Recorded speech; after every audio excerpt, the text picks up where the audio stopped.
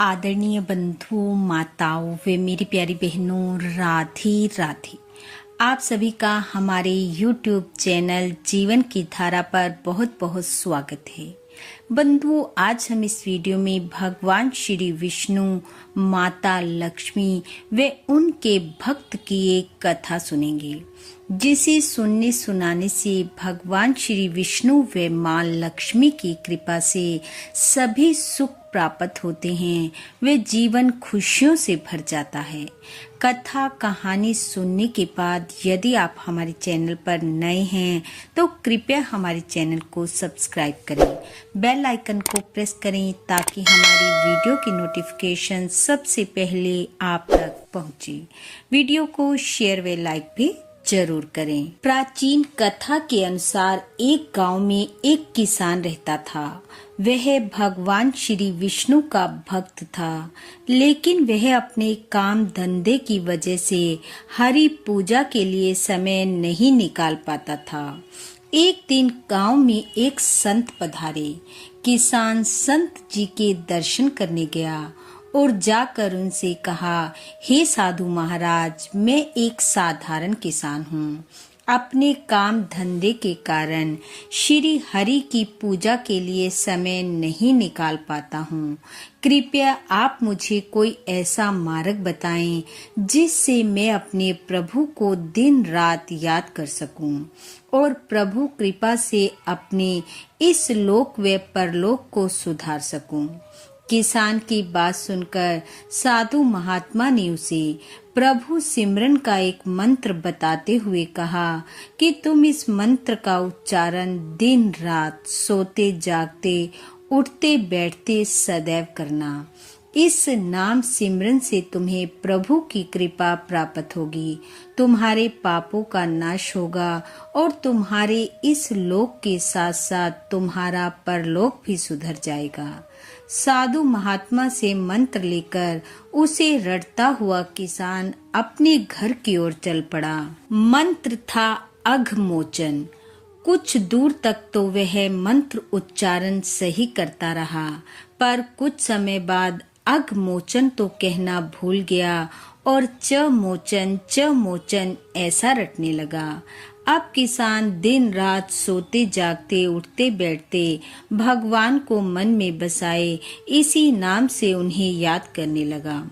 एक दिन बैकुंठ में बैठे बैठे भगवान श्री हरि मंद मंद मुस्कुराने लगे। प्रभु को मुस्कुराते देख पास ही बैठी हुई माँ लक्ष्मी जी ने पूछा, भगवान, आपकी मुस्कुराहट का क्या कारण है? भगवान बोले, हे देवी, मैं अपने एक सच्चे भक्त के भोलेपन पर मुस्कुरा रहा हूँ। मेरा वह भक्त दिन रात मुझे उस नाम से पुकार रहा है जिस नाम का वर्णन धर्म शास्त्रों में कहीं नहीं है, और मैं स्वयं भी अपने उस नाम से अनजान हूँ। पर इसमें कोई शंका नहीं है कि उसके हृदय में केवल मैं ही हूँ। भगवान की बातें सुनकर लक्ष्मी जी ने कहा, प्रभु, अगर वह आपका इतना ही सच्चा भक्त है तो उसकी परीक्षा अवश्य लेनी चाहिए। भगवान बोले, देवी, जैसी तुम्हारी इच्छा। और ऐसा कहकर वह दोनों पृथ्वी लोक की ओर चल पड़े। धरती पर आकर दोनों ने एक साधारण स्त्री पुरुष का वेश बनाया और पहुंच गए किसान के खेत पर, जहां वह अपने काम के साथ साथ प्रभु के नाम में मस्त था। विष्णु जी ने लक्ष्मी जी से कहा, देखो देवी, मेरे भक्त की परीक्षा तुम लेना चाहती हो, इसलिए उसके समीप तुम जाओ और मैं यहाँ खेत में स्थित इस गड्ढे में छिप जाता हूँ। लक्ष्मी जी ने कहा, ठीक है प्रभु। और ऐसा कहकर भगवान गड्ढे में छिप गए और लक्ष्मी जी किसान के पास पहुंच गई और जाकर बोली, अरे, तुम काम करते करते किसका नाम जप रहे हो? किसान अपने नाम जप में कोई विघ्न नहीं चाहता था, इसलिए उसने कोई उत्तर नहीं दिया। लक्ष्मी जी ने फिर से वही प्रश्न किया, लेकिन किसान कुछ नहीं बोला। लक्ष्मी जी भी कहाँ मानने वाली थी। जब उन्होंने एक ही प्रश्न को बार बार दोहराया तो किसान को गुस्सा आ गया और वह क्रोधित होते हुए बोला, और किसका नाम जप रहा हूँ? तेरे पति का जप रहा हूँ। किसान के मुख से ये शब्द सुनकर लक्ष्मी जी हैरान रह गई और वे सोचने लगी, अरे ये तो सचमुच प्रभु का सच्चा भक्त है, इसने तो मुझे पहचान लिया।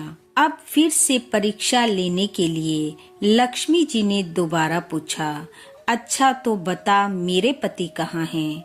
अपने नाम ध्यान में विघ्न पड़ते हुए किसान को और गुस्सा आ गया और बोला, मुझे क्या पता, यहीं कहीं गड्ढे में छुपा होगा, जाकर ढूंढ ले।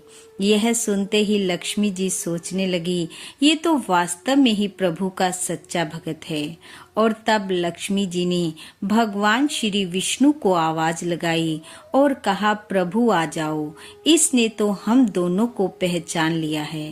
तब भगवान श्री हरि व माँ लक्ष्मी ने उस सच्चे, अच्छे व भोले भाले किसान को अपने वास्तविक रूप में दर्शन देते हुए उसे उसकी मन इच्छा के अनुरूप वर दिया और किसान को आशीर्वाद देते हुए दोनों अंतर ध्यान हो गए।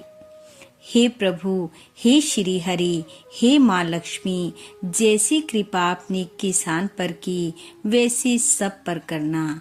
इस कथा कहानी को सुनने वाले, सुनाने वाले सब पर अपनी कृपा बरसाना, सबको अन्न धन व संतान सुख का आशीर्वाद देना।